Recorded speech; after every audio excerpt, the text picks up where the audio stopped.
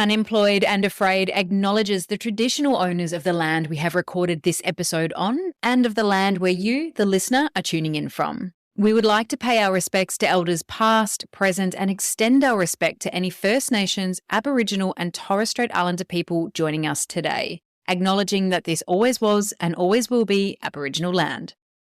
Welcome to Unemployed and Afraid, a podcast that explores the glorious mess of building your own business with the people doing it.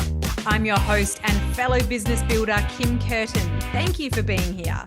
Let's get into some good, honest, small business chat.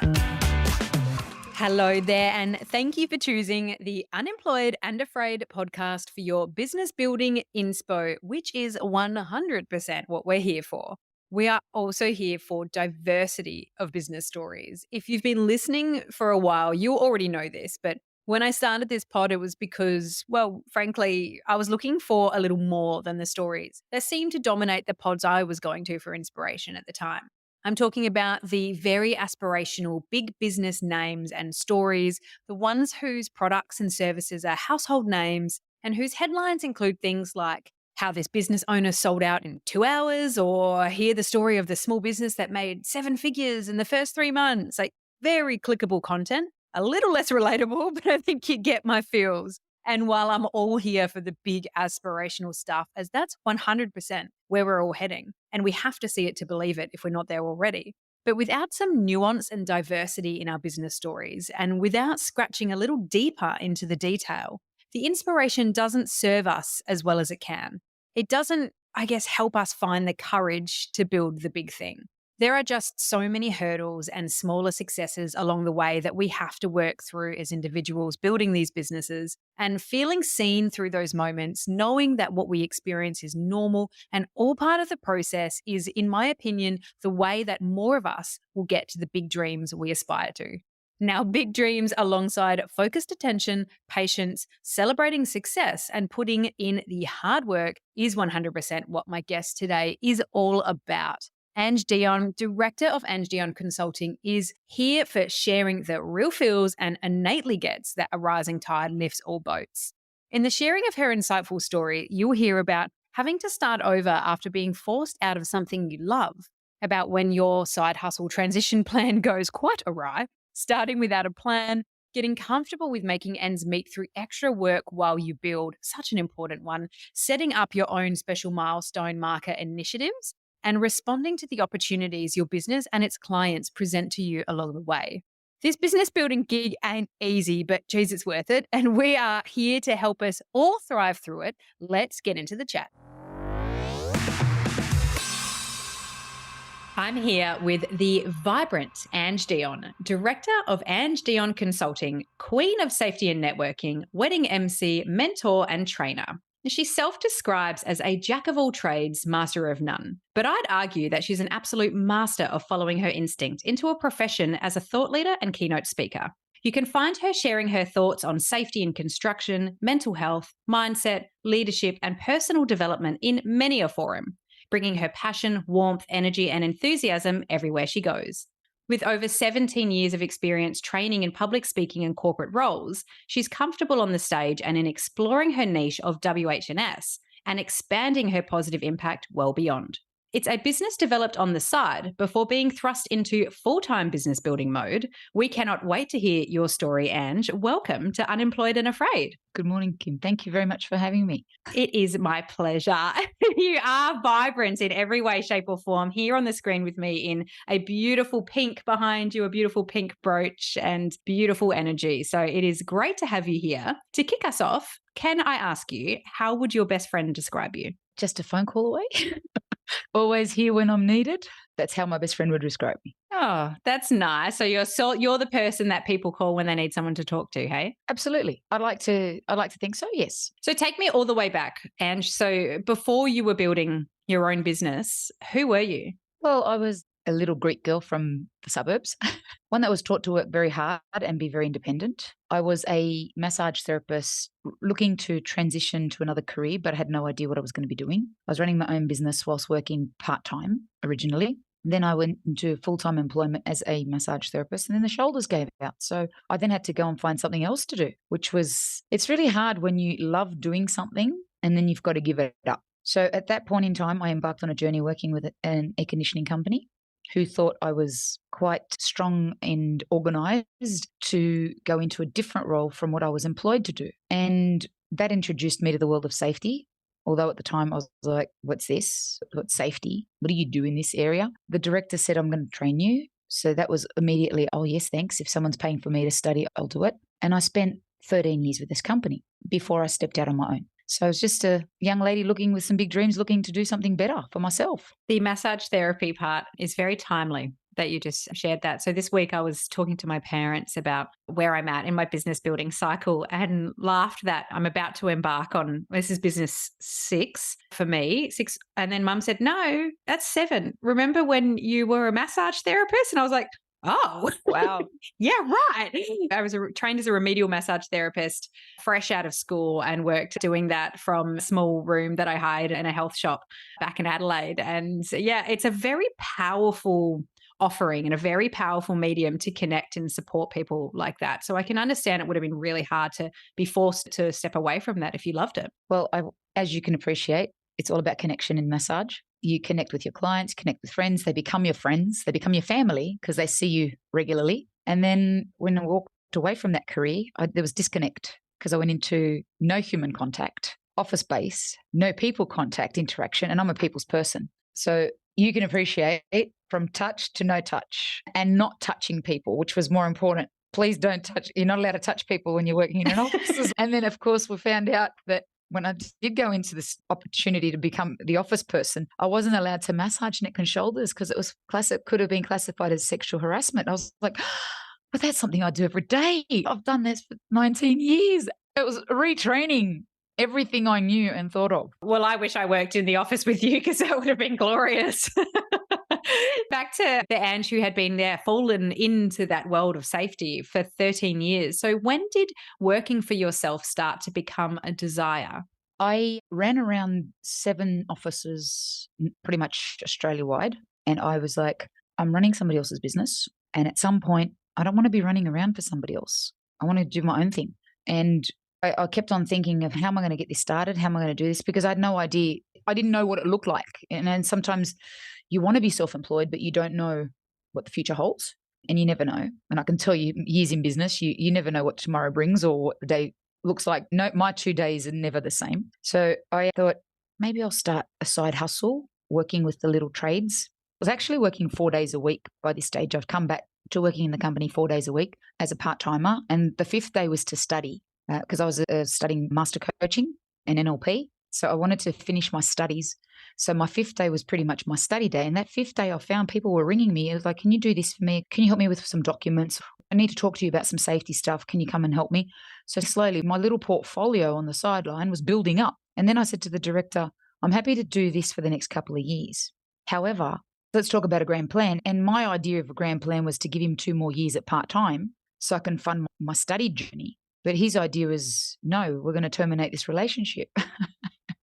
So I was like, okay. So I was sort of unemployed immediately or forced to go into self-employment by myself ASAP. That's when it became pretty scary. That must have been both a really disappointing conversation, but also a bit of a gift from the universe for something to maybe thrust you into that space. What kind of business model did you start to plan then at that early stage, being thrust into it? I remember going back to my desk saying, uh-oh, as of tomorrow, I'm now self-employed. Oops. And business model, you say? Business model we know now. Business model at the time, no idea. All I knew was that I had a small retainer on the sideline as I was building my business. And it was, let's see what we can do quickly to get some income in. Business model was, let's look at a part-time job to get me started. Let's take on something that's Thursday nights and Saturdays, even if it's in a retail store or a shop, a cafe, anything, just to bring in $300-400 to float. At this point in my life, I had mortgages to pay. I definitely did not want to be without some form of income. I also was going through, unbeknownst to me at the time, a pending divorce that I didn't see coming. So I was like, all of a sudden, I've got to transition to business operator on my own, start a business, find funds quickly, and keep moving without falling into depression and anxiety. And there was no business plan at the time. I had no idea what a business plan looked like. Goodness, what a pile on at that stage. That would have been intense, I imagine. You made a point there almost casually that I think is such an important point to stop down on, and about finding income to float yourself, no matter what that looks like, whether it's relative to your industry, whether it's, yeah, like you say, Thursday nights and Saturdays, just anything to give yourself a float so that you feel comfortable to keep building. This is something I'm a really big fan of. I can't even remember what the statistics are right now of small businesses that fail, but it's so high. And I think that's because so many of us put that pressure then on the business and maybe don't feel comfortable to take risks or make mistakes because it's everything. And I'm a big fan of going all in too. Don't get me wrong if that works, but there is just absolutely nothing wrong with doing whatever work you have to do to bring in a little bit of supplementary income so that you can keep your head about you and keep building, keep going into that space without that added terror behind it. So I think it's very brave to step out in that way as well. Thank you. So tell me then about making it real and stepping into your first booking or your first client. Clarify that for me, what that looked like. The first client, how was it? How did it go from there? Before I stepped out, I had pretty much a couple of clients on the book. So we had a little business model where we were consulting to them part-time as a virtual safety consultant, or we could implement set up systems. So it was like the quickest money spinner would be to get some contracts to sign up. So I sat down and started calling all the contractors and saying, I no longer work for the company anymore. I've gone out on my own. So please let me know if you'd like to have a coffee, have a chat. Can I come and see you and suggest some services that I offer? I remember there was a lot of no, or we'll call you when we need you. So I managed to get a couple that said, yeah, come have a chat. And at that point, my headspace was like, I'm going to go, I'm going to talk to them, and I'm going to sign them up. That was my headspace. It didn't always work that way. And still to this day, it doesn't work that way. The responsibilities of what you need in place is one thing. Doing what you need to do is another. So I remember walking into an office and I was thinking, oh, this is not going to happen. These guys are not going to say yes. And then they were like, so when do we start? And I was like, excuse me? And they said, well, we don't want part-time. We want you to do everything here for us. We want you here. So this contract was like 40K a year. And this was going to take me to a whole new level. I was like, oh, I'm going to be earning more than I was earning working for the business I was working in. So I got in the car park. When you do the song and dance, success, I'm now starting. This is the beginning. And then I got back home and I was like, and I went home and I said to Mum and Dad, we're going out to dinner tonight. And they go, what's wrong? I said, this is what happened today. So I said, officially, this is my first big contract. So we have to go out. And I made it a rule from then on that if I signed a long-term contract that was worth 20 or 40K, I was taking the next person who called either to coffee, lunch, or dinner, or the next person I was going to meet was going to lunch or dinner. So if it was a girlfriend or a family friend, or the family was going out for dinner. And my family will tell you, as soon as I've signed a contract, you'll hear about it because it's like, contract signed, we're having dinner together. It's my treat. Let's go. And it keeps the momentum going because they then champion you as well. And they're like, yeah, good on you. Congratulations. Sure, let's celebrate. And then we know we celebrate today and then tomorrow we start working harder again. I really love those markers in the sands to celebrate. I was just having a conversation with a wonderful woman who had an academic achievement and had put that out into the social spaces. Like this happened. I've had incredible scores and I'm so proud of it. I know it feels like a bit of a brag. And I chirped up and commented underneath that said, oh, please brag away. We need to hear this stuff because so often we get, I won't say drowned because it comes off a little negative, but we see a lot of celebratory things that are relative to relationship milestones or home milestones. And we feel sort of really comfortable celebrating those things en masse, be it in the social space or with family and friends. But landing a client, registering a new business name, getting an incredible score on a postgraduate study or a new field of study completely, or completing a short course, these are all such important milestones to celebrate. It's not just, yay, my business hit 6 figures, 7 figures. It is these little wins that add up to so many big wins. So what a wonderful structure to put in place to make sure that you're celebrating and to make sure those people that are important to you understand how much of a big deal it is to get through this. Because a lot of people who aren't in business themselves really don't get how much of a big deal these things are. It's a wonderful process to have. Absolutely. So how have you approached defining your business and your business offering to the world? And I guess this is a bit of a loaded question because I really want to get us into the chat a little bit later about your incredible motivational speaking as well and how you're evolving into that space and how you bring these two things. So talk to me a little bit about defining your offering at those early stages and then defining your offering as it has evolved. In the early stages, I pretty much sat down and thought, okay, so this is my skill set, this is what I know, and this is what I do. Then I sat down and thought, this is what I don't want to do, but we're going to do it anyway. Because when you're at the beginning of the business, you do everything. And then my offerings were whether it was setting up systems, documenting paperwork. I never thought of mentoring anybody in the safety space or mentoring in a business. I always thought of myself, because I was studying at the time, and I'm ongoing studying because that's what we do in business. It's called lifelong learning. At the time, I was like, this is what I'm really good at. So I just packaged a little deal for the average individual who was starting a business as to, this is affordable, this is what we do for you. And that's what I stayed with. And then over the time it evolved. People would say, can you come in and train my teams? Sure. Never thought of training as a model or going into companies to train. Never thought of keynote speaking in a business. I just, because I was in an office-based environment, I stepped out into what I knew I was doing already and practicing, and I mastered that. What I'm good at, you master what you're good at. Once you're good at that, and then everything will evolve behind that. And that's sort of where I'm at over the years. It just kept on going from people asking me, can you do this for me? Sure. Can you do this for me? Yes. And of course, you say yes. And even if you don't know, you work out how. You always say yes. Yes, especially if you don't know. You just say yes and worry about it and don't sleep later. Yeah, I'm a big fan of this. I think our businesses tend to teach us what it's going to be as we get started and teach us to step up in that space.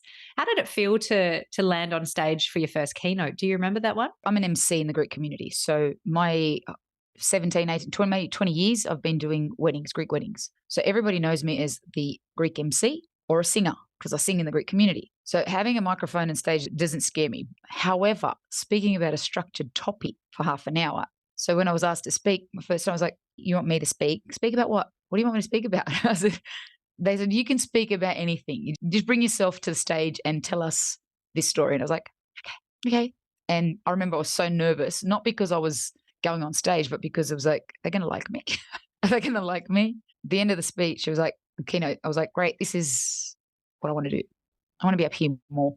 And I just keep manifesting it. I want to be a keynote speaker, but I want to be global. I want to be on global platforms. I want to be on global stages. I want to inspire one person to do more on a daily basis. I love that. And I would have loved to have been a fly on the wall to see your energy shift from before to after that keynote. That would have been really exciting. So your niche business has been built up in the safety space. Is that something that you are now moving to broaden a little bit to bring other aspects in? How's that working in terms of your balance? Okay, so my business predominantly has been boots on the ground. I put the steel caps on, the hard hat and the high vis. Is it pink? No, actually there's no pink. There's no pink when I'm in the field. It's pretty much, I get just in the office. I call it down and dirty.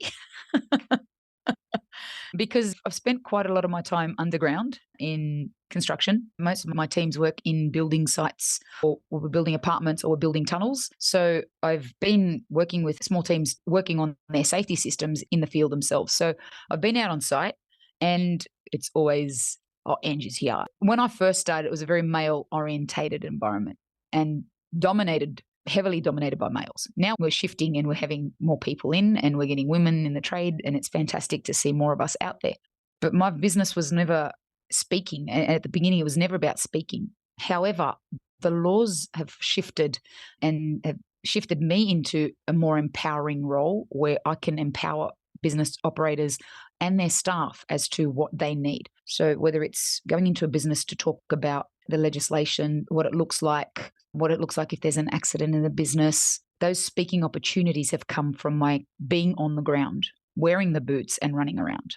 It's so wonderful to see more women coming into this industry in construction in general, STEM, just to be able to get that impact and that focus. And you have an incredibly, as I said in the upfront, a very warm demeanor to be able to deliver what I imagine is a very serious topic. So you can really bring people on that journey. How has your personality played a role in that delivery? I always say when I'm training safety that you need to have a personality to do this because it's the most boring topic sometimes.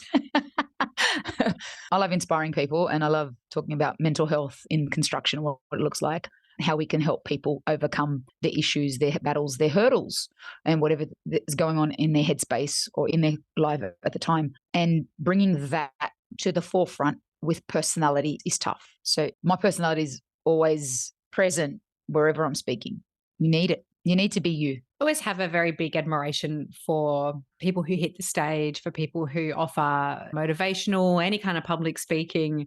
And it's something that may not feel comfortable to everybody. Even for those it feels comfortable to, there's always that element of nerves, I'm sure, in there too. But as you have developed this skill set in different ways, shapes, and forms, what do you know now that you wish more people knew about public speaking so that they can start to step into the space too? Don't look at yourself in the mirror. It's never kind. That's my biggest tip to people. So don't practice in front of the mirror. Practice in front of a video. Record yourself so that you've got your recorded version you can watch back and say, okay, well, I can do this better. Let's try this again. And a recording, you can record over and over again. But a mirror, you look in the mirror and then, of course, all your own personal stuff comes up. So by the time you actually get on stage, sometimes you could be a nervous wreck. And my tip is never look in the mirror to practice. That is an excellent tip.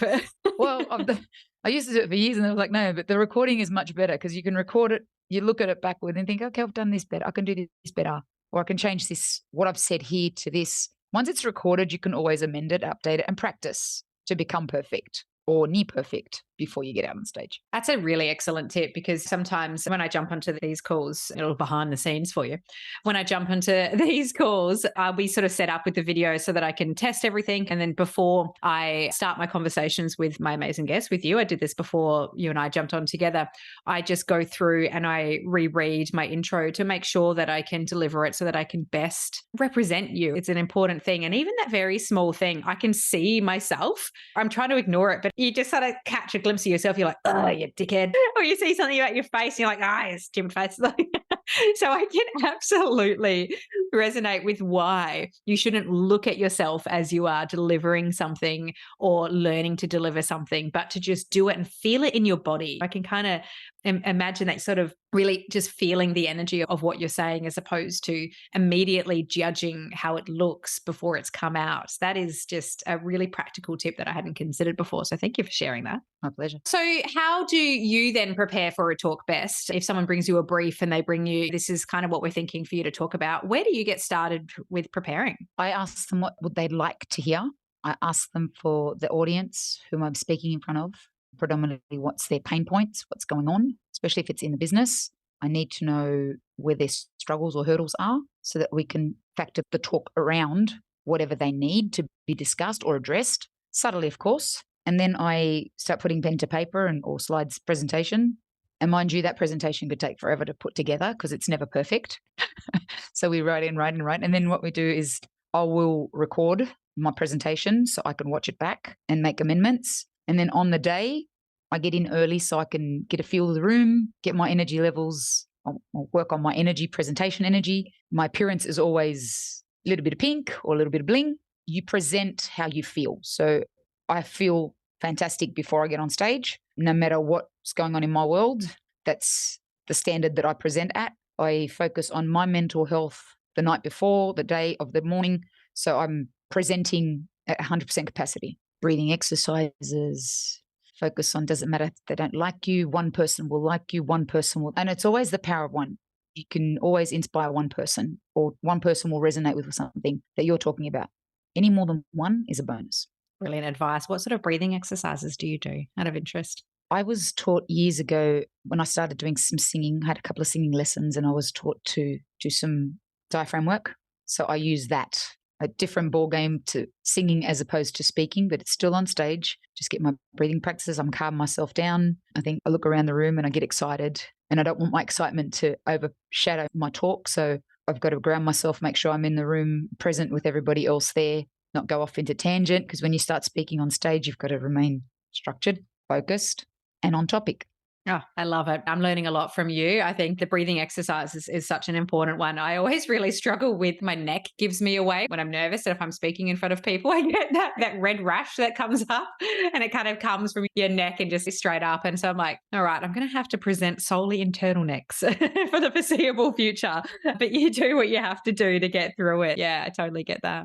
So where do you, or how do you rather, balance where to focus your energy at the moment while you continue to build up these different aspects of your business? I always do something to do with speaking, presentation, training. There is like a couple of hours in the week where I focus on who I've got to contact, what I've got to do, what I want to speak on, which corporations I can email to present. So there's like a 2-hour window in the business in the week, whereas structured for my speaking gigs.